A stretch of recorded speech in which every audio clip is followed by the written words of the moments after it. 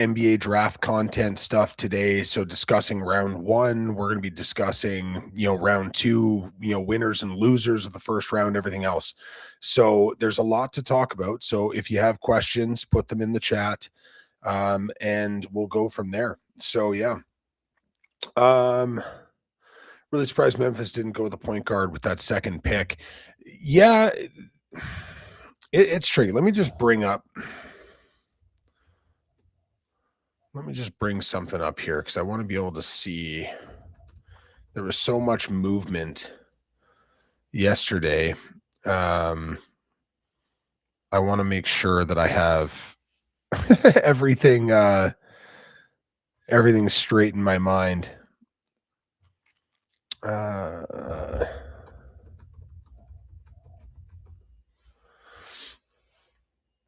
Okay, there's that. Yeah, so I'm not a Karim Lopez guy at all. So I really didn't like that. I it's a weird one for Memphis as well to take a shot on a player like that. So I didn't love it.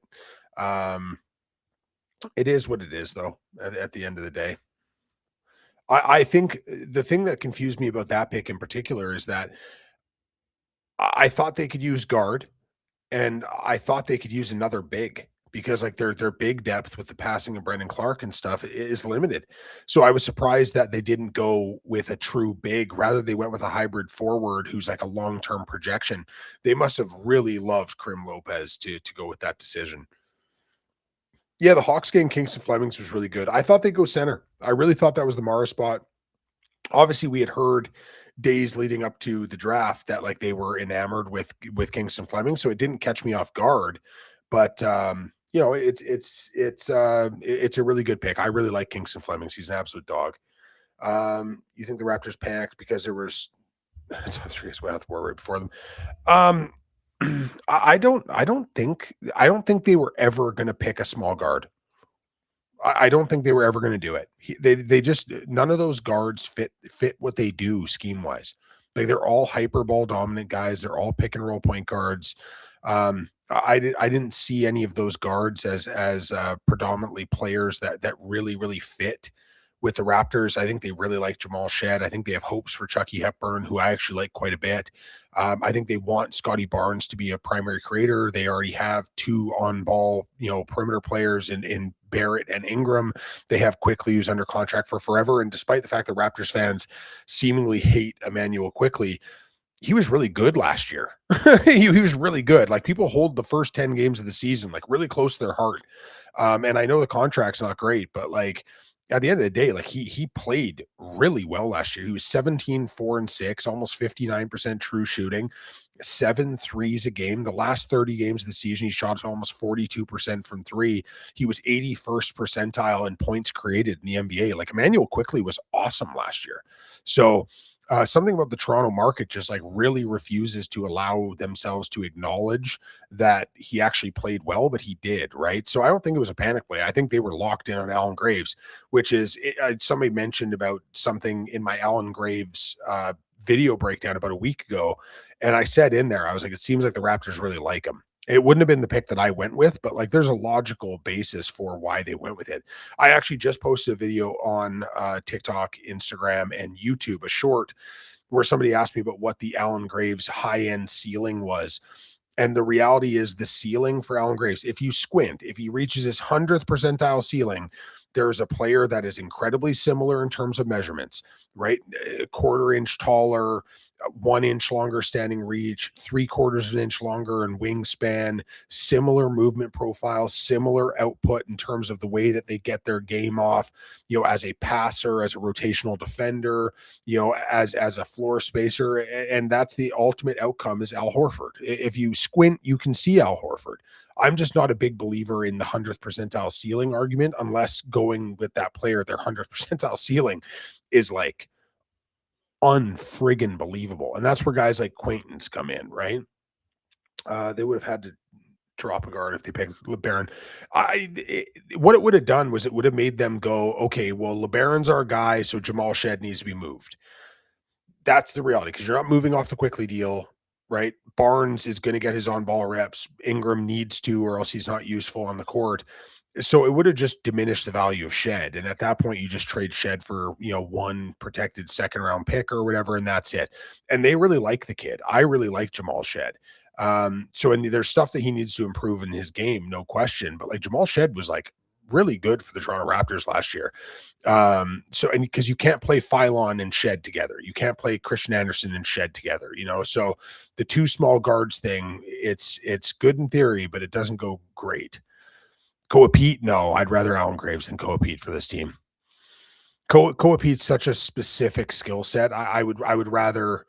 There are a bunch of guys that I would take Graves over. It just there happened to be two players on the board at the time that they were picking that I just significantly like more than Alan Graves.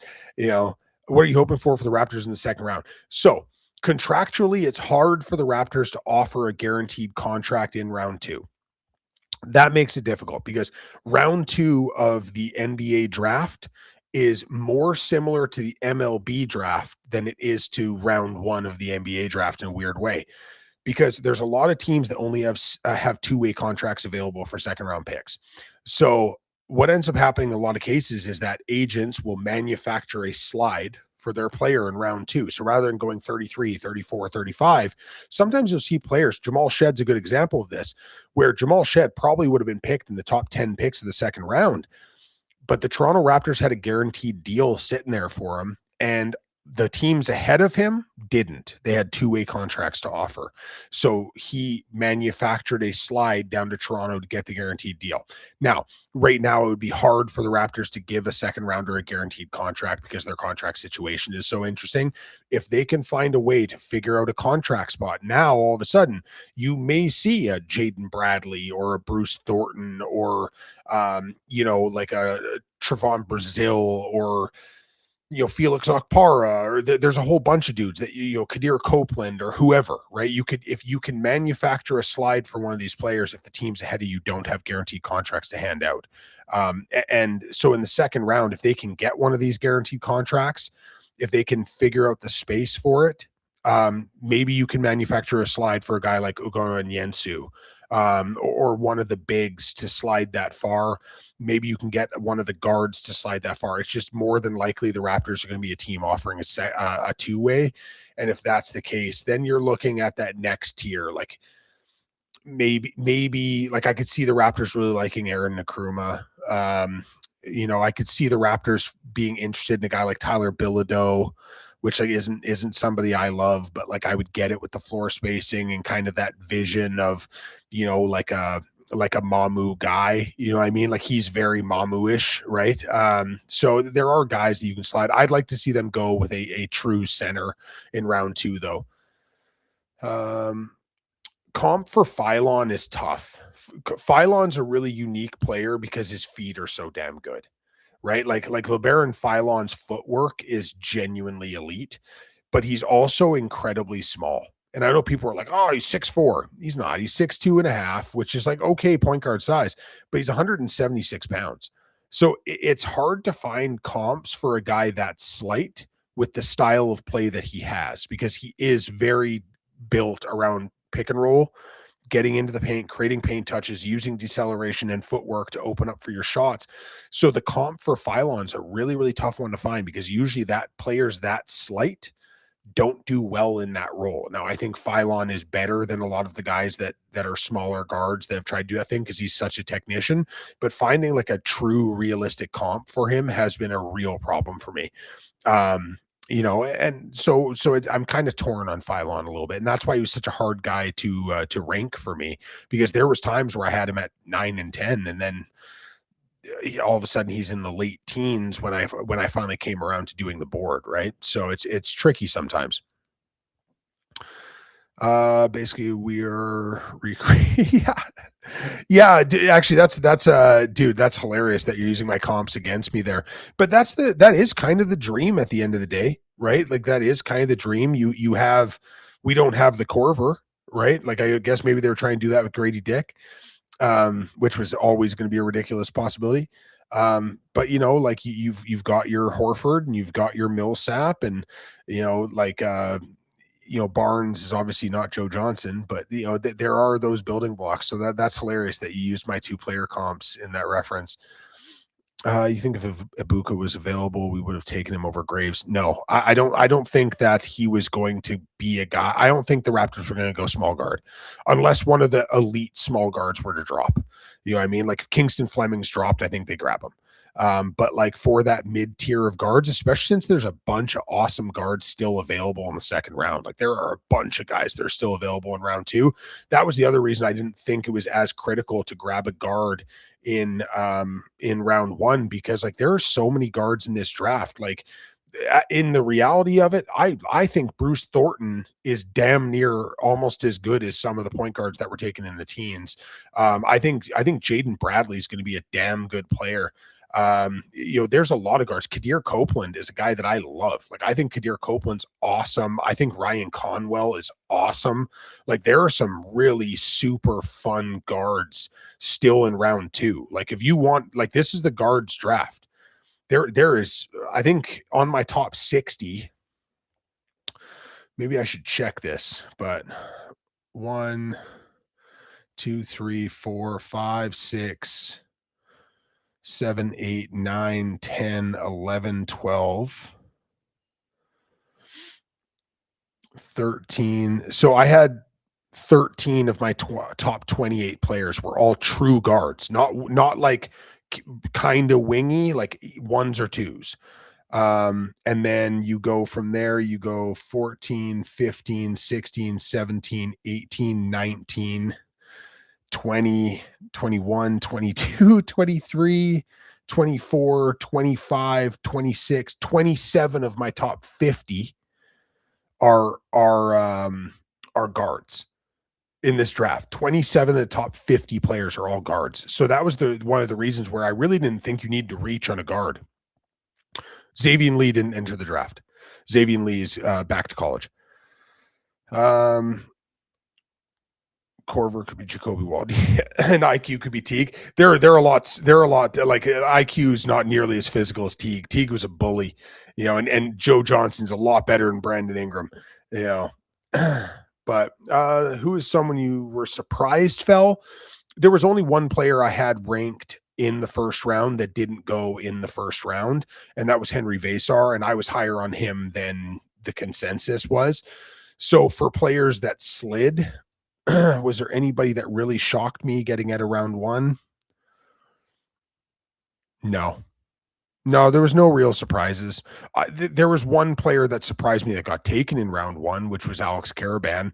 I had Karaban ranked 48th, and even then, like he was tentatively 48th. Like there was times I had him at 55. There are players that I like so much more than him. I guess Bruce Thornton, but again, it's not a shock because I was higher on Bruce Thornton than most people were. If Richie Saunders wasn't injured, Richie Saunders would have been a first round pick, like almost certainly. That's just kind of the reality of that. What do you think a trade for Jaylen Brown would look like? I think there's real assets going back for Jaylen Brown. I know people are like, oh, well, what about like this one kind of fun player in a draft pick? If you're acquiring Jaylen Brown, you're giving up real asset capital. You're giving up like contract to essentially match, which is going to be multiple pieces, and I think they're going to be good pieces. Like for example, if there's a Houston conversation going around, if he's going to Houston, like I'm telling you, it's Şengün, it's Reed Shepherd, it's a salary ballast in there as well, and probably a couple picks. Like Jaylen Brown's a finals MVP. Jaylen Brown's a multiple-time All-NBA guy. For people are low on Jaylen Brown. I know he's got flaws in his game, but like this is a real dude. Like that's a real dude who has been a real dude at the highest level of when it matters to be a real dude. Yeah, Kev, he went back to school, and honestly, before he said he was going back to school, I didn't have Xavier Lee ranked in my top 100. It's not a player that I'm into. Oh, see, and I really like him playing next to, like, I don't think LeBron will be back in Los Angeles. I really like Cam Carr playing with Luka and Reeves because he is so dynamic as an off-ball player and a second-side attack player. So I think he is the perfect guy to kind of pair with them and be that third scorer, right? I think he's going to be put into a really advantageous situation with the Lakers. And defensively, they played so much switch and recover scheme. They played so much ground coverage scheme. Ground coverage is his real superpower as a defender. He's not like the greatest, point of attack guy. He is a ground coverage guy that flies around and looks to create havoc.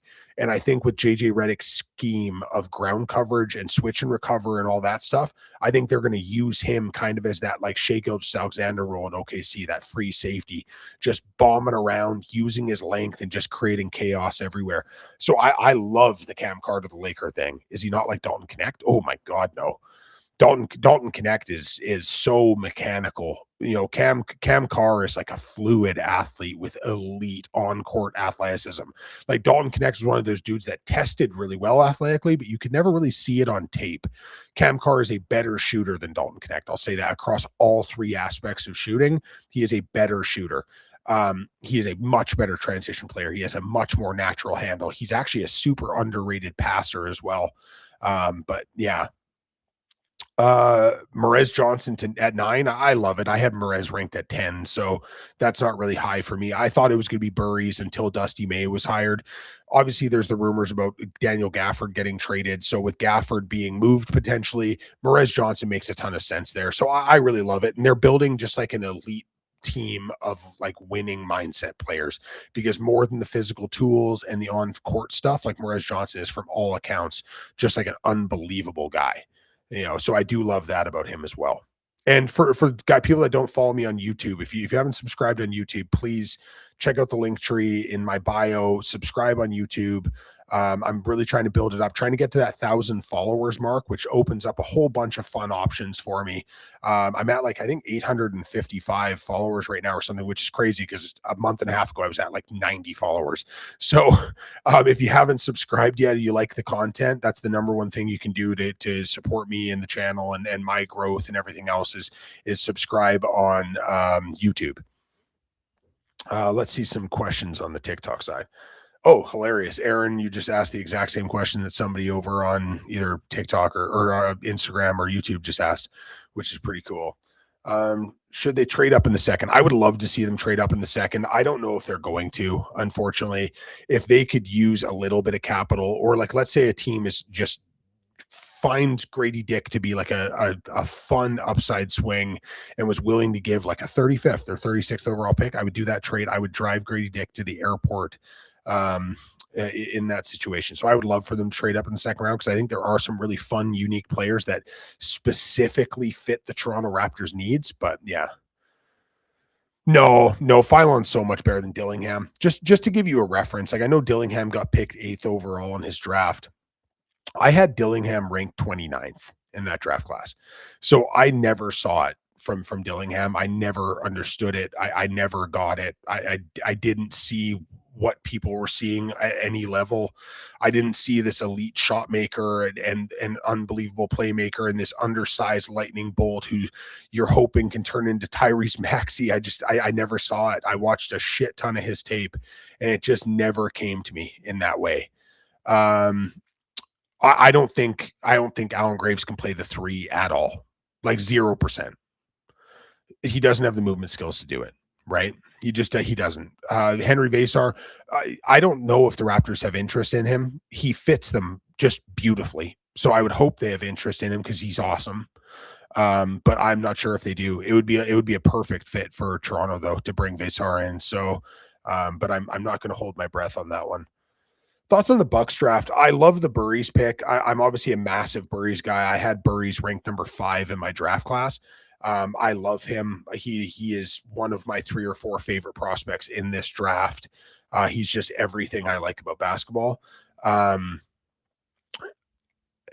Everybody knew they were going to pick Nate Ament because their owner basically paid for Nate Ament to go to Tennessee. He's a huge Tennessee booster, so everybody in the world knew that was going to happen.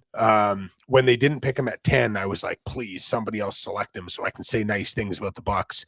I'd still say it's a B for the first round, but like I don't like Nate Ament really at all. I see the upside. I get the upside. I get the tools. It's sexy. Like it looks good. It looks good, right? It on paper, it works problem is on the court, it doesn't, and it hasn't, is the other issue. It's all projection. So I think they have a B draft so far. Um, yeah. Vasar or Baba Miller. Baba Miller's awesome, but Baba Miller needs to be in a situation where he can have the ball in his hands a little bit because that's a big part of his game. Vasar is like a pure off-ball player that can work some passing distribution stuff from the nail. Vasar fits way better with this team than Baba Miller does, right? Because Baba Miller does need some usage to really unlock his game. Like the things that make him special are how good he is on ball. Realistic package for Ingram. I don't know if there is one.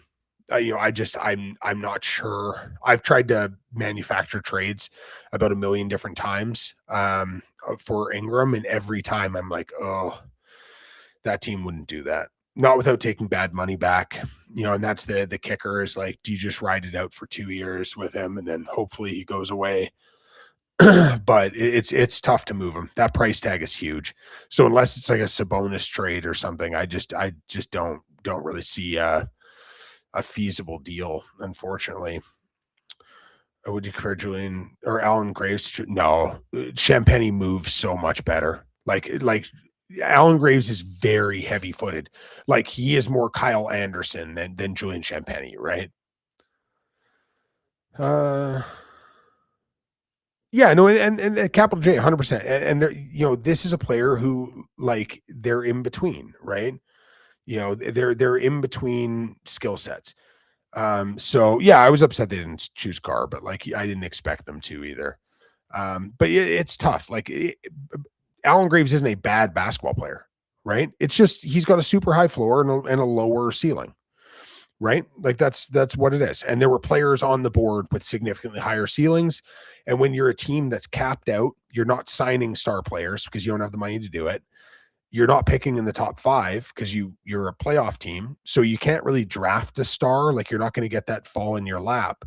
The only chance to acquire star players, and I was talking about this with Rob, like Pensair Basketball last night, is the only opportunity you have is to shoot on upside.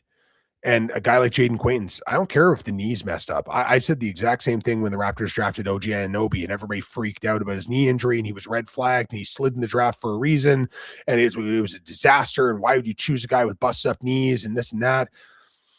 I don't know. OG Anunoby's a pretty good player. That's why, because it's your only chance to get a top 5 caliber player is if you're getting him with some sort of a red flag that you have to work through. So yeah, John, I made a video, I don't know, an hour ago maybe about how Al Horford was like the max upside, but like how often do players hit their 100th percentile ceiling? Not very often. So yes, is there a chance Alan Graves becomes Al Horford? Yeah. Is it a 5% chance? Maybe. Is it a 20% chance? Probably not. So that's the tough thing is like, yeah, he could become Al Horford. He could also become George Niang, right? Like, so it's, and I would say that those two things have about an equal opportunity to them. So that's what's tricky. Yeah, OKC grabbing Sturts is weird to me. I think he's redundant with a lot of the players they already have, right? So, Presti does weird shit in the second half of the first round a lot of the time. So, and there have been lots of times where Presti, like, and Presti's the best in the business. Like, let me just start by saying this. Every GM's made bad moves. But like sometimes Presti gets enamored with a guy and trades assets to get him. And, him trading back into the first round has not worked out well, right? Like the couple times he's traded back into the first round to acquire a guy he really, really loved was like Ousmane Dieng, where he traded 3 first-round picks to move back in to grab Ousmane Dieng, which is not a good decision. And then he traded multiple firsts, like 2 first-round picks to move back in to select Dylan Jones. Right. So like every GM's got those things. I'm not saying Bennett Sturts is one of those guys, but like I don't think Bennett Sturts is better than Jared McCain. Like I would have Jared McCain ranked higher than Bennett Sturts, especially since like when you factor in the fact that Jared McCain's already performed at a high level in the NBA and in the NBA playoffs, and go look at their ages. So that's the thing I don't love. Nobody will take Topic right now. He's just about to miss a significant portion of this season as well. So like Topic isn't tradable really. So that's tough. Yeah, but so SP, but at that time, I don't know how old you are. At that time, the whole thing is that OG wasn't going to play until maybe Christmas or after, because he only tore his ACL in March or whatever, end of February. So everybody was like, he's not going to be ready. He's not going to be ready. It's probably going to be like January, February till he can start on court stuff. And then all of a sudden, this freak of nature was just back in 6 months. But there was a reason why he slid from being a top 5, top 7 prospect into 20, was because he had red flags on his medicals. People thought that his knee was fucked, because in high school as well, he had a knee surgery on patella tendon. And then he had the ACL, and there was a meniscus repair. So he had basically the exact same set of injuries that Jaden Quaintance did. And, like I said, he slid in the draft to 20, and the Raptors got him when he was, if it wasn't for the ACL tear, like, he would have been gone top 5, top 7 at the end of the day. So it's the same thing. Sometimes you have to take the risk on injury to acquire an elite player, because at 19, unless you take somebody with some sort of risk, you're not getting hyper high ceiling without risk. So you can take a safe player who's going to be a rotation player. Like Allen Graves is going to be a good rotation player. He's going to come in. He's going to fill some of those Mamu minutes. He's going to be functional. I think he's going to be competent on both sides of the ball. There's going to be some really fun moments. There's going to be moments where he gets exposed because of movement. But overall, I think he's going to be like a good rotation player. And in a couple of years, maybe he's like a really solid rotation player or a lower half of the NBA starter. And that's cool. And maybe if he absolutely maxes out the ceiling in 5 or 6 years, you might have an Al Horford type guy, which would be unbelievable. But that's a really unlikely outcome, because so few players actually maximize their ceilings, especially when you look at the fact that where was Al Horford drafted? Where was Allen Graves drafted? Right. So that's the other thing. But it's an interesting thing, right? Yeah. But again, OG had the exact same thing. He had to get his meniscus cleaned up as well. Right. And OG, like, do the same thing. How has OG been injury wise in his career? It's not been great, but it's, yeah. Oh, thanks, Nameless. I appreciate that. Yeah, I'd love to see the Raptors trade up in round 2. That would be fantastic. That's pretty crazy take, but I wouldn't really be mad if traded Scotty for Jaylen Brown. No, I wouldn't trade Scotty for Jaylen Brown. Yeah. If we got picked like 35, 39, who would fit it? Ugonna and Yensu. I would be picking an Yensu or Vesar with that pick, depending if you'd prefer like the more traditional big-bodied big with shot blocking, or if you'd. And I think Yensu can shoot it long term. That's the funny thing. Like, he reminds me of Nimi Keita, which is a compliment. I love Nimi. So, or Vesar. Those would be the two guys. If those guys happen to be gone in those spots, I think Ryan Conwell's super fun. I think Bruce Thornton's awesome. Again, it's the small guard fit. It doesn't fit beautifully. I think Kadir Copeland is somebody the Raptors could really, really like. And we've liked body types like that before. Like, he's basically just like a way better version of Delano Banton. So yeah, there's a bunch of dudes, man. Ischenko is somebody I really like. Jack Cale, if you want to bet on upside, Jack Cale's got some super fun upside. There's a lot of really fun, high risk guys in round 2. The card drop is, I think the biggest factor of that is off-ball players aren't sexy, right? Point on-ball players are sexy, bigs are sexy, off-ball guards, it's not that sexy. Like, guys, it's just not valued the way it should be right now. And this is why you see continually off-ball guards drop in drafts. And then all of a sudden they get to the NBA and it's like, oh yeah, these guys are hyper valuable. And then their value builds and builds and builds, and you have to pay them a shit ton of money. And every time it's these guys just slide. They slide. They slide. They just keep sliding every year. Every year NBA teams just let them slide. The off-ball guards are basically the NBA's version of running backs, right? And it's unfortunate. So maybe not even. It's like the NBA's version of safeties, right? Where safeties always end up going round 2 for the most part. And then it's like, yeah, Antoine Winfield drops to round 2. And then you look back in a couple of years and you're like, oh shit. Yeah, I guess we should have valued that more. Or middle linebackers, right? So I don't know how many football people there are in here, but yeah. Yeah, but SP, the other side of it is like, and again, this isn't like a shit on Allen Graves thing, because again, I think Allen Graves is a good basketball player. His team was better on defense when he wasn't on the court, right? So his analytical numbers are great. His team defense was better when he wasn't there. Rim protection was better when he wasn't on the court, right? If you just use KenPom top 100 ranked teams for his statistics, his numbers drop just remarkably. His steal and block percentage both dropped to under 2.5, so half, right? Like he really, with the steal and block stuff, he murdered like Utah State and teams like this, right? There's a reason why he was on Santa Clara playing 22 minutes a game. At the end of the day, he was a 22-minute game of player in a weak conference, and the best two teams he played all year were St. Mary's and Gonzaga, and had really mixed results against both those teams, right? And so it's tricky, right? You haven't seen him play real legitimate competition at any point. And that's where the issues come up, because in the sample size of the times where he did face like NBA caliber athletic guards, he really struggled to get to his spots defensively. You could see he could see the read and he processed the read, but then he just didn't get there. The foot speed wasn't there and he didn't get there.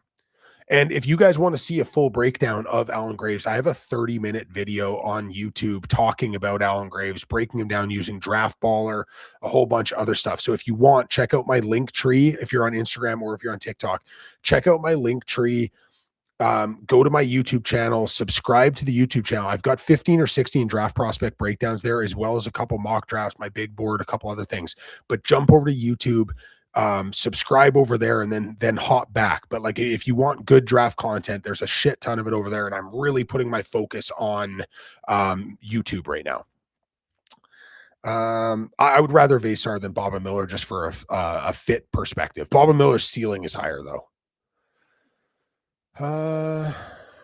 Thoughts on the Spurs pick? I love the fact that the Spurs pick Quaintance. I thought it was interesting they grabbed Terrace Reed as well, but I think that, like I said, they're really doubling down on Jaden Quaintance's ceiling. This one's going to piss people off. This is going to piss people off, and I'm fine with it. Jaden Quaintance's ceiling is Ben Wallace. And like, I mean that. As a defender, Ben Wallace is the closest thing I've seen to Jaden Quaintance in terms of mobility, right? Being that big and that strong and that long and that mobile. It's a really, really unique package. He's bigger than Ben Wallace as well. But that's how high level of a defender I think of him. What's your thoughts on Alex Graves? He's big. Oh, we just talked about that. Isaiah Evans is fine.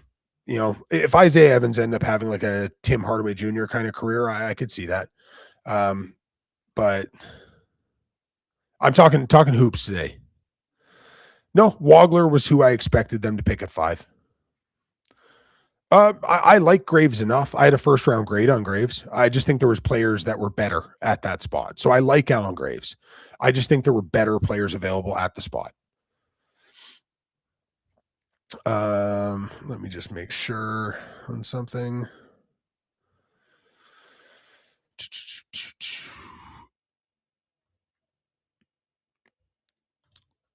Corey to Detroit. I love it. I think, like I said, him and Dennis Jenkins can't really play together, you know, which is the one thing that's kind of clunky with it. But man, if he shoots, and that's a big if, right? I think Corey's going to shoot enough, but if Corey really shoots, man, there's a lot of Tyrese Maxey to him. Like athletically, there's so much Maxey to him. The difference is Maxey took just this ungodly jump as a shooter that very few players make that jump.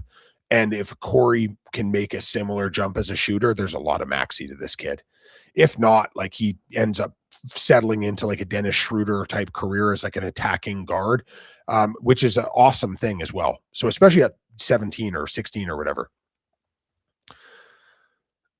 Cam Carr trying to do a more athletic Danny Green. I think there's so much more to Cam Carr than that. I think Cam Carr is like legitimately special. I think, and I'm not saying he's gonna be a guy that scores 27 a night or anything like that, but just I think he has the ability to be like a super impactful player. I love his overall game. So yeah. Do you think Bobby should be fired? No, I'd give him a little bit of time. Like he hasn't really been at the helm for very long, right? I blame Masai for a lot of the shit that's been done. Bobby was the GM. Masai was the president of basketball operations. Bobby doesn't make any moves without Masai saying yes. So, yeah. How do you feel about the best defensive backcourt ever in Phylon and Maxi? They're not going to play together a whole ton early. Like, let's just be real about that. Like, you'll have Phylon on the court with Edgecombe, and you'll find ways to move it around. If they bring back Grimes, they'll split those guys up a lot, and then sometimes they'll go with a burst backcourt because Maxi can play off ball, and they'll run those two guys off ball. I don't want them to trade for Sabonis, but if you were able to dump long-term contracts and get him, I'd have some issues with it, but like I wouldn't love it. I wouldn't love it. It depends on what you give up. If there was a draft pick attached, I'd be pissed. Feel like Juan Anderson is scrambled. Yeah, I don't think the Raptors were ever in on the small guards.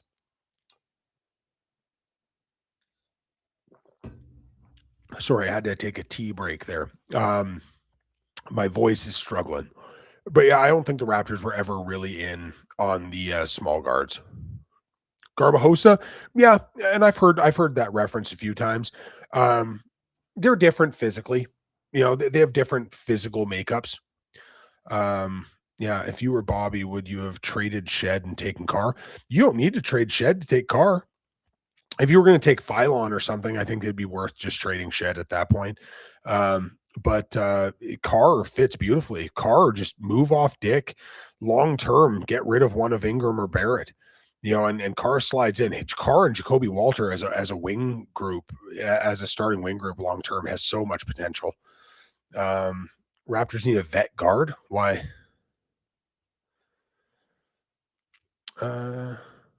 Drafting a project at 9? Morez Johnson is not a project. Morez Johnson is one of the most pro-ready guys in this draft. Like there are projectable skills. Like how much will he shoot? And I think he already shoots it fine. But definitely not a project. This is already like going to be a high level defender. As soon as he steps in the NBA, he's a high level defender. He is wildly productive. He's a great rebounder. He's a high level shot blocker. He understands space beautifully well. You can play him at 3 phases on offense. He is mature well beyond his years. Like Dusty May even said, like this was the leader of that team, right? He was the guy that held it together. Him and Elliot Cadeau, right? So I definitely not a project at 9. Morez Johnson's more ready to play than like most guys. Like outside that top 3, which all those guys are ready to go. Amongst the bigs in the draft, it's hard to find a big that's more pro ready than Morez Johnson. Like Yaxel Lendeborg would probably be a little bit more pro ready, but he's also 24 years old. But yeah, no, I don't think he's a project at all. 31, 32 would be nice. Yeah, I don't disagree. Yeah, the 2027 draft's a weird one because like right now, like, and I've said it myself, the 2027 draft's not great. The top end talent of the 27 draft's not great. There are going to be dope players in that draft, though, man. Like Mo Krivos is going to be in that draft, and Ivan Karchenkov will be in that draft, and like there are awesome players that are going to be in that draft class. It's just this: there's not superstar freshmen, right? Like that's the fall down point of the 27 draft is like you have to really squint to see any of those top 4, top 5 players really being like superstar potential guys, right? The top end of that draft looks a lot more like the Sar, Shepard, Richiche group, where 1 or 2 of these guys are going to pop. Like you're going to have a Steph Castle and an Alex Sar pop at the top 7 or whatever. But there are going to be guys that where you're like, holy shit, why is he getting drafted first overall? Why is he getting drafted 3rd overall? Sign trade for Norm Powell. I don't think that would work. Unless that's being reported somewhere or something. Xavier Lee is going back to school. Yeah, and Carr and Jacoby are already both Baylor guys too. So yeah. If JJ treats Carr like he did Connect, the difference is that Dalton Connect is so unplayable on the defensive side of the court that like there are major questions about whether or not he can be an NBA player, right? And to be that bad on the defensive side, you need to be so elite offensively, and he's not. He's a complimentary offensive player. So that doesn't work. You can't be that dog shit on defense and expect to get minutes. Cam Carr will play in ground coverage and use elite level athleticism and twitch and high level disruption and his length that he plays so beautifully with. And once in a while, he's going to get bullied one on one. But like that's just the reality of it. But Cam Carr is a much, much better basketball player than Dalton Knecht ever was. And he's also 4 years younger at the same time that they were drafted. Because bear in mind, Dalton Knecht was 25 years old when he's picked. You know, what do you think they'll do with RJ? Hopefully not re-sign him. Yeah, I don't think Dalton Knecht can play anywhere. I don't. Like, I don't know why people still think that, like, we do realize that, like, Dalton, like, I just want to get the exact number before I speak here, but Dalton Knecht is, as of today, let's just look this up because I don't want to misquote a number. Dalton Knecht is 25. He will be 26 years old during this season, right? Like, right? Like, I'm not saying that there's no chance, but like you can't be that bad on one side of the court, have that very niche of an offensive skill set and have expectations that you can play anywhere. Right? Like why would you play Dalton Knecht and worry about insulating him that much when he's that bad on that side? He's not good enough offensively to give that much of an insulation to, in my opinion. The Reeves extension is exactly what we kind of all thought it would be, right? He played out of his mind when he was healthy last year. He's a damn good basketball player. Paying him, what was it, for 180? Like, that's just the cost of doing business. Upper 40s was always what he was going to get. Lendeberg is immature. He's a bit weird, but he's a hell of a player with unbelievable versatility. And I think he's going to be a really good pro basketball player. I think he's awesome. Raptors trades. I think Grady Dick will be moved just for cap savings if they can. And other than that, I don't see them doing a whole lot. It seems like they're just going to kind of stand pat. And depending who's the perfect lead guard for this team, if you could pick one throughout the league.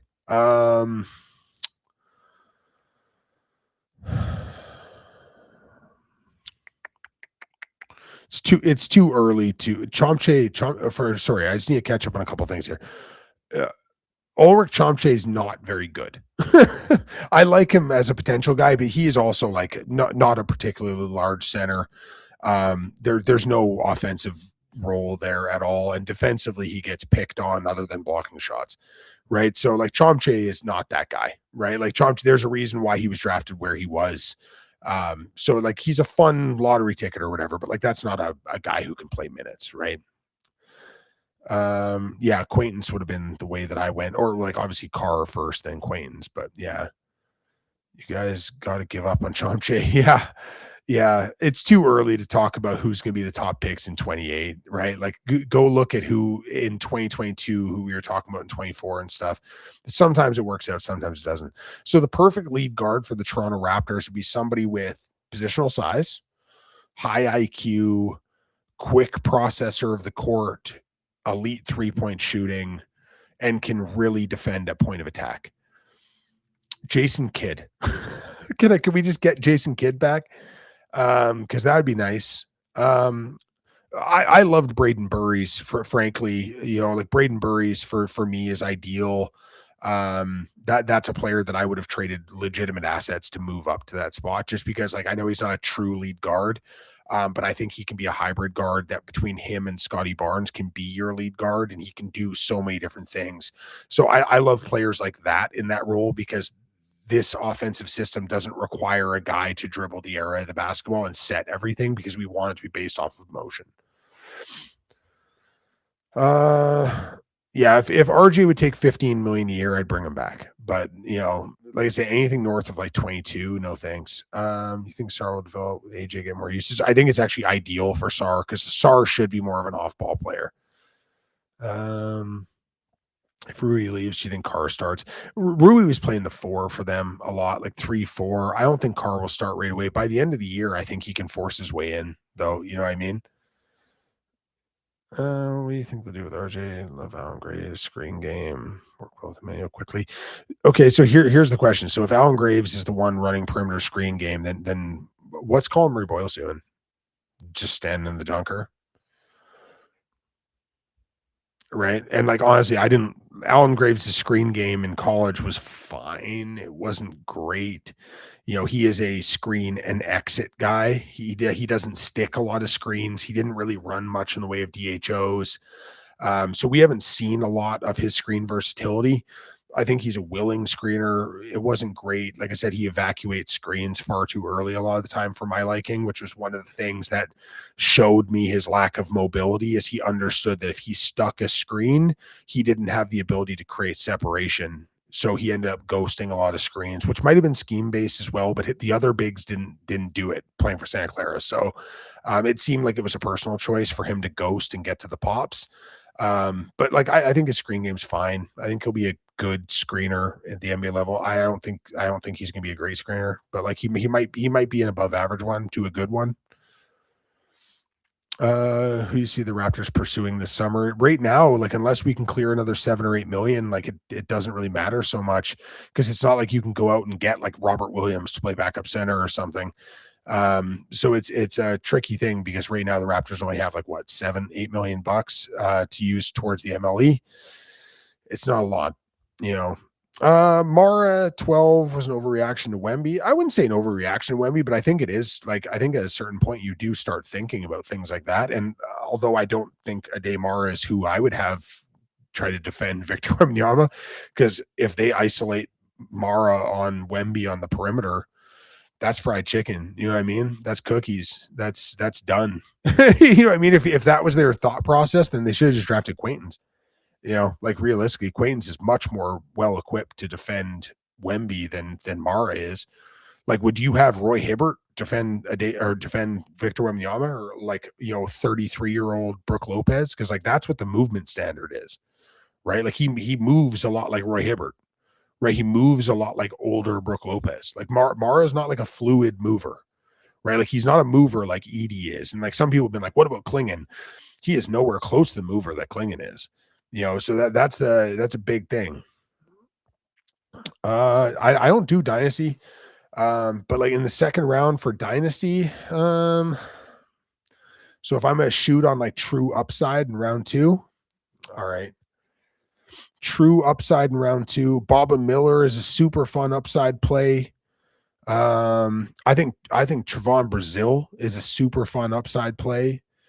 I think Isaiah Nelson's a super fun upside play. I think Bruce Thornton, despite being older, is a really good upside play where, like I said, like he just reminds me of Kyle Lowry a whole bunch.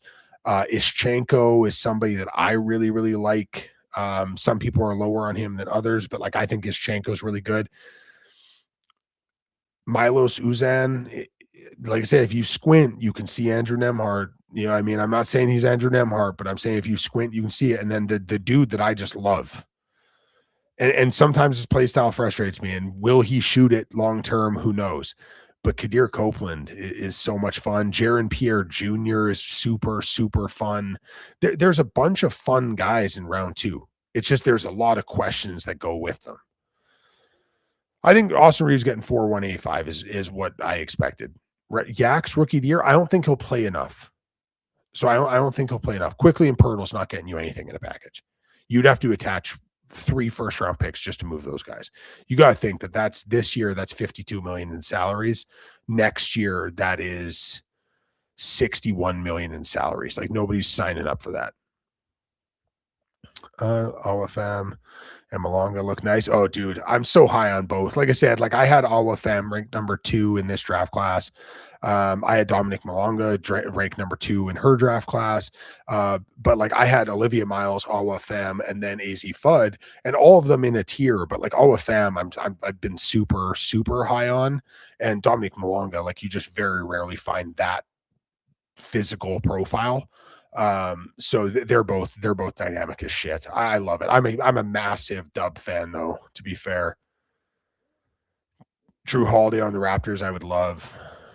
Jalen Suggs to the Raptors, I would absolutely love. He's a heartbeat player.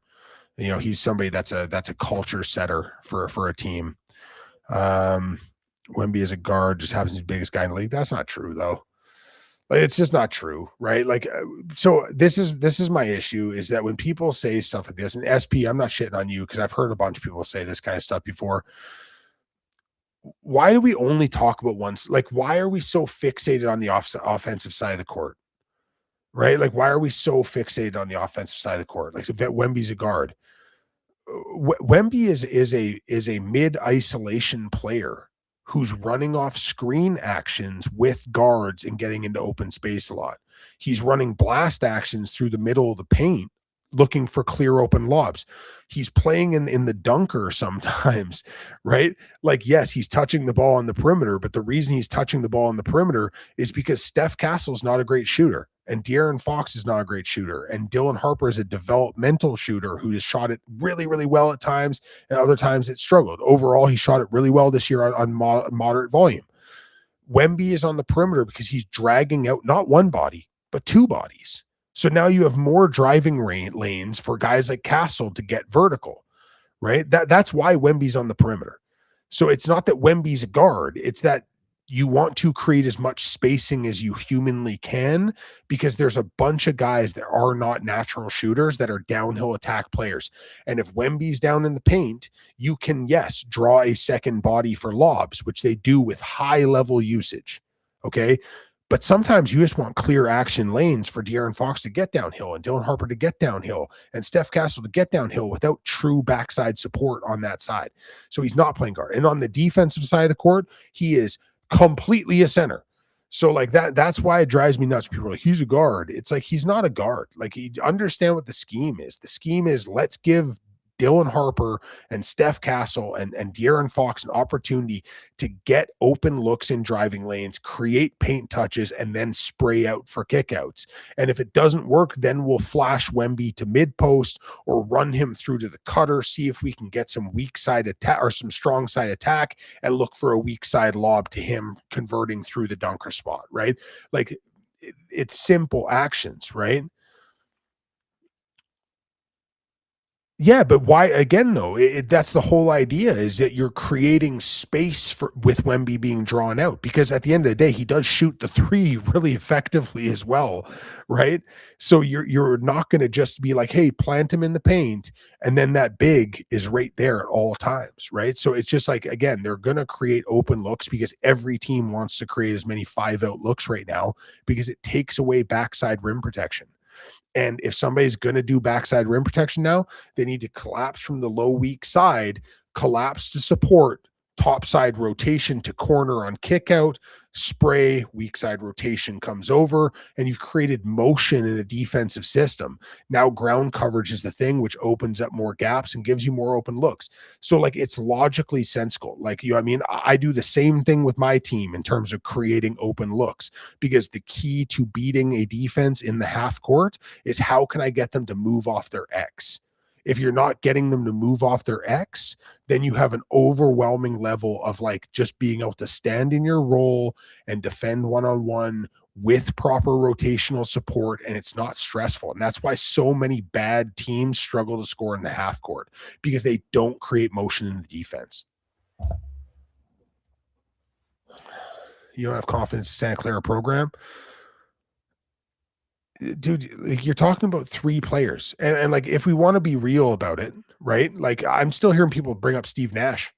Well, they developed Steve Nash. It's like, yes, in 1995 they developed Steve Nash. You know what I mean? Brandon Pajemski is a good player. He's a good player, flawed player, but good. Jay Will, like, you're not comparing similar athletes at all, right? And like, the other side of that too is, let me just say this right now.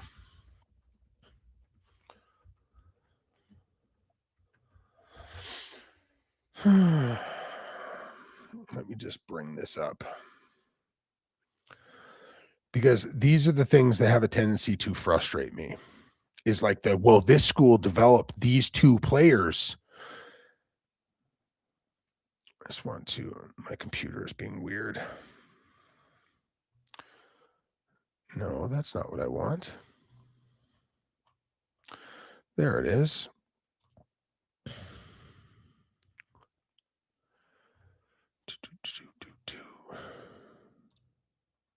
So I'm just trying to get my.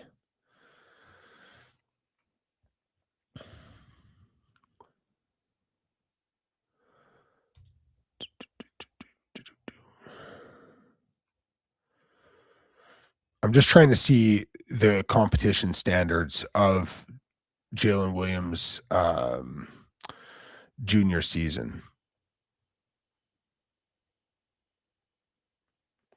Because, like, again, not really comparable. The other thing too is athleticism wise, role wise, totally different. You got to see what Jalen Williams could do as an on-ball player, right? So yes, it's not about Santa Clara; it's about degree of competition. And so, if we want to have the conversation, let's start naming off players who came from mid-tier conferences who never played ranked teams, never. And how many of those guys turned into like high-profile NBA guys? Right? Because, and how many of those guys came off the bench and played 22 minutes a game? Because I'll say this, Jalen Williams played 3 years at Santa Clara, never played less than 25.5 minutes. And he did that as a freshman. Didn't enter the draft doing that either. Next year, 32 minutes, then 35 minutes a game. Right? Do you want me to look up Podziemski? Because Podziemski put up absurd numbers in college playing massive minutes. Right? So that's my thing is like people have a tendency. Yeah, lots of guys play against weaker competition. I'll say this, like, again, I'll bring this up if I have to. WCC 21-22. Let's just look up some shit. So, for example, let's look at 21-22. The weaker competition that Jalen Williams faced was Gonzaga still, right? So, Gonzaga. The difference about that team is that Gonzaga team had Chet Holmgren, Andrew Nembhard, Julian Strother, Hunter Salas, fucking Drew Timme was on that team. That was the number one team in the country, right?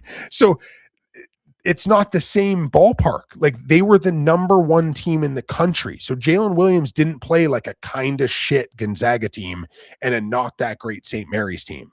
Right? Jalen Williams played against the number one team in the country, right? So this is the thing that I don't think people hear the names. Every conference, there's ebb and flow to these conferences every year.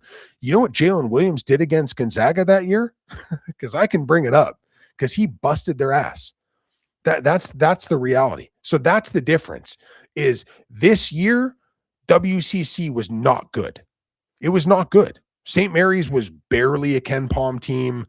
Gonzaga was good in that conference. And then we saw what happened to Gonzaga when they played outside, but like the idea of like, well, in 21-22, he played for Santa Clara and this year he played for this school.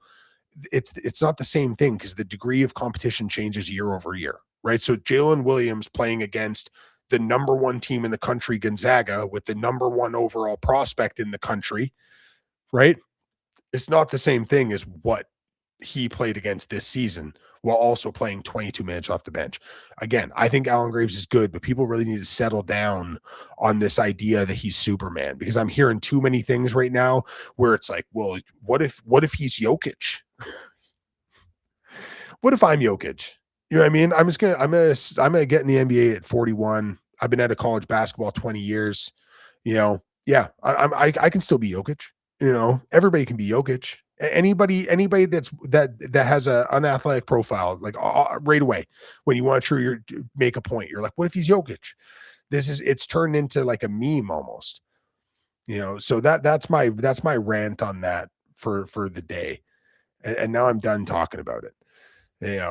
So like it kills me because like for the past 24 hours now, all I've heard is people throw out these wild comps, and when you say like when he played, and this is the other thing, when he played against better teams, just like Ken Palm top 100 teams, steal rate dropped by half, block rate cut in half, everything got worse analytically. For the entire season, Santa Clara's defense was better when he was on the bench than when he was on the court. They protected the rim 4% better when he was off versus on the court. So yeah, his analytics are great, but like, I heard it a bunch of times yesterday, man, where it's like, man, what if he's Jokic? What if he's Şengün? Yeah. What if he's George Niang, right? But what happens if he is? Yes, Kev, I swear to fuck. Yeah. But like this is the thing that kills me is like everybody wants to make the analytics argument, but doesn't actually want to have the analytics conversation. I'm an analytics guy.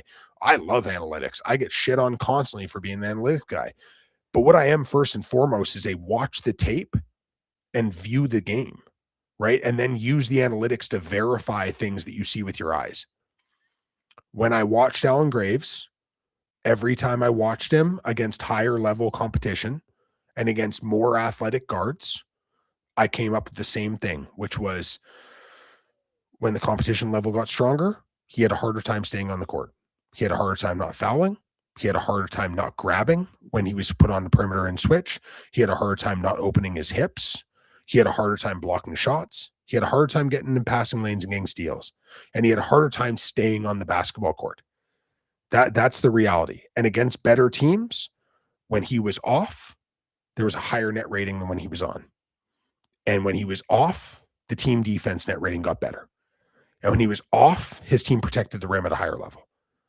So again, I'm not saying Alan Graves is bad, but what I am saying is there are limitations because of the physical profile that he has.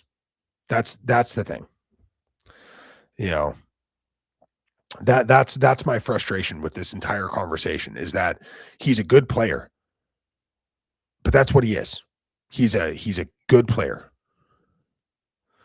Corey's great pick for the Pistons. I just don't love the fit with Dennis Jenkins, right? So that's the one tricky part. I hope they go real big with this next pick. There's a couple really fun guards though that I really like as well. Yeah, I hope Elijah Martin because I think Elijah Martin's gonna be really good this year. Second round's really hard to project because it really depends on if the Raptors have a fully guaranteed contract or a two-way to offer. If they only have two ways to offer, then they're going to get a leftover piece, something with like moderate upside. If they have a fully guaranteed contract, some agent is going to manufacture a drop for one of the players they like, so they'll get somebody better. But that's the difficulty. But he will be playing with Scottie and CMB in a system that fits him. You think he's going to play a lot of minutes with Scottie and CMB on the court at the same time? And he's only 20. Yeah, he's 20. Let's be real. 80% of the guys in the first round were 20 or younger. Jaden Quaintance is only 19, right? Quaintance is a full year younger than Alan Graves is. But hey, knee injury, so who cares, right? You know what I'm saying? So, yeah. So I want to be real so bad in high school. I wish more people said. Hilarious. Yeah, like I said, I think Alan Graves is a solid basketball player. I think he's a solid player who will probably be a rotation player for a long time. I was never the biggest Sorber guy. So like what four players could he play beside? Like you can play him with Barnes and CMB. It's just like they have to cover up for a lot of his mobility issues because he does have like real legitimate mobility concerns. So that's one of the knocks on it is like I just really don't trust the mobility. So you have to play it defensively. Like he's a better defender than Mamu, but he's not as mobile as Mamu, right? He's not as good of a defensive rebounder either. He's a better offensive rebounder. He has more verticality in terms of blocking shots, better anticipation in terms of being a shot blocker as well. In terms of getting in passing lanes, like Mamu did a pretty good job getting in passing lanes. Like honestly, he's gonna be able to replace a lot of those Mamu things. Now, off the dribble self-creation, he can't do what Mamu did there. Like not yet. He doesn't have the same burst. Shooting wise, he can shoot in standstill a lot of the same ways Mamu can. Mamu also shot off blast a lot, right? Mamu would run pin downs once in a while. Like Mamu could shoot off the move a little bit. Graves isn't that level of mover, right? So it's different, right? So he's going to fill a similar role. The other thing is like Alan Graves. Let me just bring it up here. Because his shot chart, he only shot this year 4 threes from the corner. He was 1 for 4 from the corners this year, right? He didn't shoot from the corners at all. Like even if you want to extend that out to like anything to the side of the 45, he shot 8 attempts all season from like not anything truly in that top wedge. Um he's gonna have to shoot from the corners a lot this year, right? Like that's the damn reality of it. You know, so yeah, you could put him out there on the court with Quick, Barrett, CMB Barnes.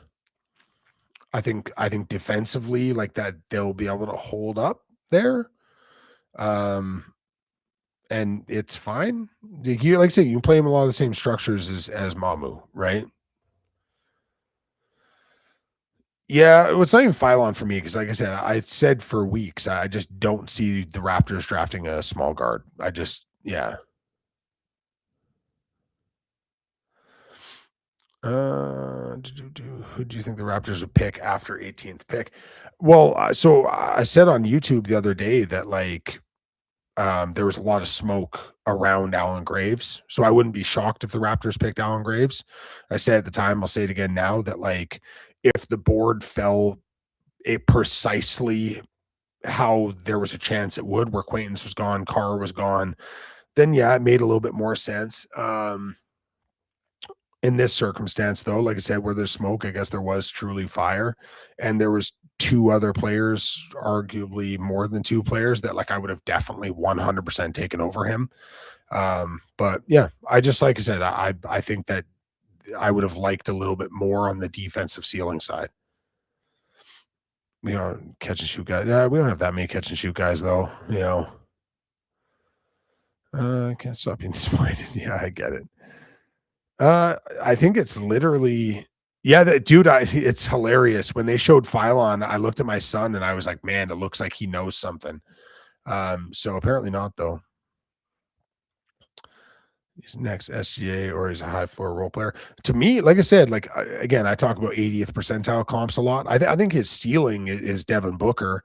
I think his most likely comp though is Kevin Martin. Like I think that Keaton Wagler just reminds me so much of Kevin Martin, man. Like that if that ended up being his median outcome is where he's Kevin Martin, like that's a dope player, you know. Um, yeah. Like that's always the comp for me for Wagler. That's always been the one that I like.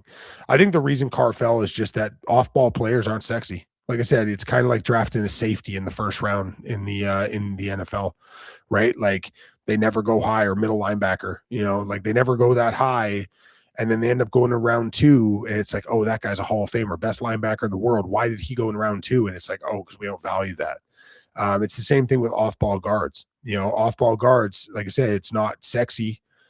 And then in 3-4 years, you're like, oh shit, that versatile off-ball guard would have been really nice on this championship team.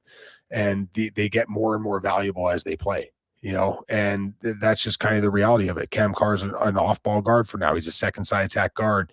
And that's not like overly valuable in the viewpoint of the NBA, especially in a draft where there's like 35 on-ball guards, right? So it's just not as sexy. You know what I mean? It's like drafting a safety instead of a corner. You know, it's like drafting an edge versus a middle linebacker, right? Like one is viewed as more impactful than the other, and that's how it is. You know, I've actually talked about signing Matisse Thybulle.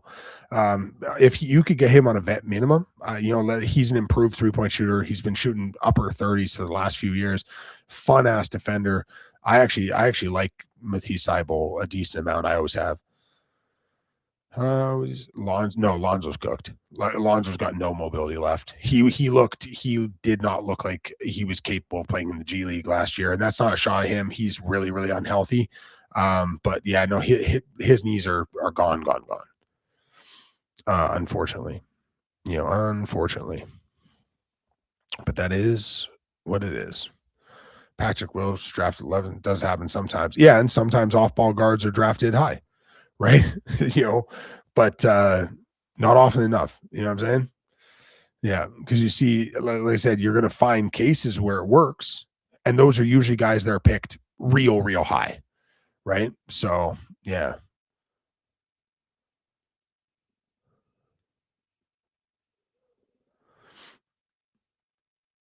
Where do you face Orlando round two? Again, second round's so hard to predict, man, because like I said, it's so much about which teams have full guaranteed contracts to offer. So like that's the tricky thing about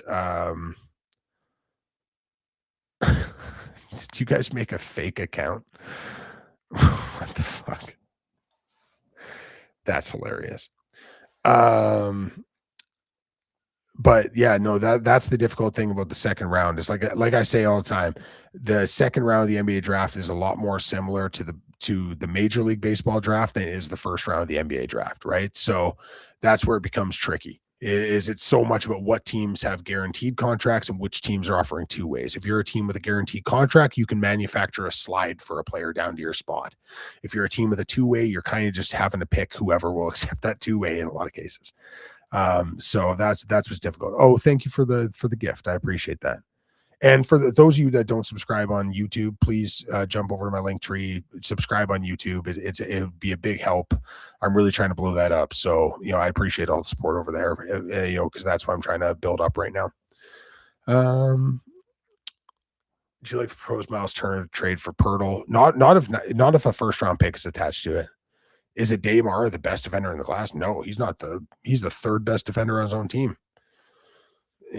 Mara was very good at what he did well, but Merez Johnson, Yaxel Lendeberg made that defense work. Dave Mara can't move his feet. Right, he is heavy-footed. He's super high-hipped as well. He got knocked off his spot a lot. His job in college was very, very simplistic because he had two chaos merchants on the back end just blowing everything up all over the place, right? So Merez Johnson, Yaxel Lendeberg made that defense work. And if you go onto my my bio, so if you click on my bio and go to my profile, there's a link tree there, and it has like my Twitter and my YouTube and everything attached in there, and you can check it out there. But yeah, it's Cheap Seats 73 everywhere. But yeah, no, Jaden Quaintance is the best defender in this draft. For guards, Aaron Nkrumah is the best defender in this draft. There are other guards who I think are awesome defenders, but like those two guys, like Aaron Nkrumah reminds me so much of like Basma Bang and Jemai Mashak and like defenders like that. Like he is his feet and his hips are silly good, like just remarkably good. Oh, you're on the bus now? Okay, thanks, pal. What's your ETA? I have to pick up my kid. He was at a theme park today. Oh, awesome. I appreciate that. But yeah, so that's the difficulty there. Afford Grady. It's tough, man. Like you think a team's just gonna like want to take on $7 million of Grady Dick's contract? Oh, 830. That sucks. Well, I guess I'm missing part of the NBA draft round 2, so I can pick up my kid. That's okay. I won't make him feel bad about it. Odin, use Google Maps and type in our home address and see what it says ETA wise. This is fun YouTube content. Me having a conversation with my son via the comment section, trying to tell him to use Google Maps to see what time I have to pick him up from school. That's fun stuff. That's great content there. This is a welcome to YouTube hosted by a man in his 40s. Yeah, getting somebody to take on Grady's $7.2 million or whatever it's going to be tough for free, man. I think you're going to have to take money back. I've said before, instead of drafting a guard, trade Grady Dick to Sacramento and bring back Devin Carter. I think Devin Carter's got great upside, so 40's the new 30. Yeah, 40's like the new 41's the new 27, right? Oh, you got on Yensu, man. Yensu's my guy. So yeah, no, he's super fun. I'd love for the Raptors to take him or Henri Vesar. And then for guards, Conwell, Thornton, Copeland. I wouldn't mind as a big too. Trevor Brazil is super fun. I like him as a player a lot, and he shoots it too. Not quite big enough to play center full time. Like he's more of a tweener. Like compare him to like Obi Toppin almost, right? Like, Brazil and Obi Toppin have some similarities. Their body types are very different, but just like in terms of like how they're going to be activated in the NBA level. But yeah, no, there's lots of fun guys. Like shit, if they draft like Isaiah Nelson or Felix Okpara, I'd be happy with. Jack Cale, I'd be happy with. Like there's lots of guys up and down. Even if they were to draft like somebody like Tyler Bilodeau, I don't like Tyler Bilodeau very much, but if they drafted him to just be like this big bodied sniper on the perimeter that maybe you can have some fun offensive stuff with, I'd get that. And here's the thing. I'm not a Malik Thomas guy at all. I think that he moves like a 50-year-old man. There are days I move better than Malik Thomas. Um, that's a joke, obviously. But no, he lacks flexibility. He really, really has a hard time flexibility wise sometimes. I'm not in love with his game. I like Isaiah Evans enough, but like honestly, I'd rather Kadir Copeland than either of those guys. I'd rather Ryan Conwell than those guys, so I'd rather Jaron Pierre Jr. than either of those guys. Like I said, I want some upside, man. I think Isaiah Evans and Malik Thomas have a level of upside. I think Isaiah Evans, I have more faith in, but that's also possibly because I'm a Duke fan. But like, there's a lot of times where Isaiah Evans just straight up disappeared. You know what I mean? Like, I've watched a lot of Jaron Pierre games. There's never a time where that dude disappeared. You notice him all game long. All game long, he's trying to just create some sort of havoc, and I love it. If I'm going to draft a second-round player, I want somebody that plays their ass off. I want somebody that plays like their hair is on fire all the damn time. Ryan Conwell plays like that. Trevin Brazil plays like that. Ischenko plays like that. Kadir Copeland plays like that. There's dudes that just play mean. If in the second round, I want all heart, all intensity, and one potential NBA skill, and the second one you can develop, right? Bruce Thornton, right? Bruce Thornton plays like he wants to punch everyone on the court in the mouth. I love that. Jaden Bradley's one of those dudes. Like there's just a lot of dudes that play like that. Isaiah Evans sometimes a real nice guy. Malik Thomas sometimes he's really lazy. It's really passive. Right? The only times he really seems activated some days is when the ball is catching his hands for a three. Everything else is like, and he's one of those dudes where if he knocks down 3 threes, all of a sudden his defense starts to work. If he misses 2 threes, all of a sudden the defense is low energy and he's pouty. And like, I've never been into it. RJ Ferracoro, Colin Sexton, 38. Yeah, at this point, I'd trade RJ for most anything. Cap relief, you can make that deal for BI, and I'll take it today. I'll drive him to the airport.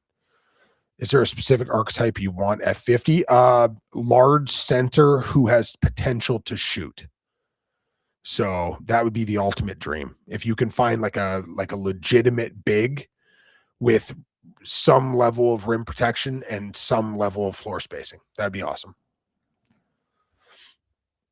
All right, I can take a few more questions, then I got to go because I got to go handle some business before I pick up my son.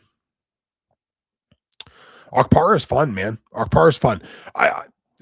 There's a lack of production there that's a little bit concerning, right? Like there was a lot of games where it didn't look great, but I like him. I think he's good. Is there a world where Vesar goes undrafted? Oddly, yes. If there's only a handful of players that I think are guaranteed full contract guys. Let's say that the 6 or 7 teams at the top who have guaranteed contracts to give out don't want Henry Vesar. And the only teams that are in draft class like have draft picks for the remainder of the draft have basically 2 ways to offer. We have seen players, Fred VanVleet, go undrafted because they had a guaranteed contract waiting for them as a UDFA. So Fred VanVleet's the major one in recent years where there was a bunch of teams that wanted to draft him, but he manufactured a slide to go undrafted because he was aware the Toronto Raptors were willing to give him a fully guaranteed contract. So you can do those things, right? You can guaranteed manufacture slides, right? So there is a world where that happens, right? It's unlikely, but it's a non-zero chance. Does anybody else have any final questions before I get going? And like I said, if you haven't subscribed on YouTube, please subscribe on YouTube because it means the world to me. And yeah, that seems like it's about it for today. So I'm going to go handle my business. And then maybe later on after round 2 of the draft, I'm going to hop back on, or maybe end up going on Pensair basketball again, because that's what I did last night.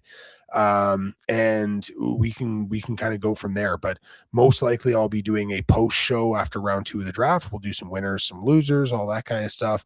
And until then, I'll talk to you later. Like I said, subscribe on YouTube, TikTok, Instagram, whatever you want. Post if there's specific things you want me to make content about, post it in the comment section, interact with it. And you know, I try to make as many videos about the content you guys want to see as possible. So have a great day, and we'll see you later.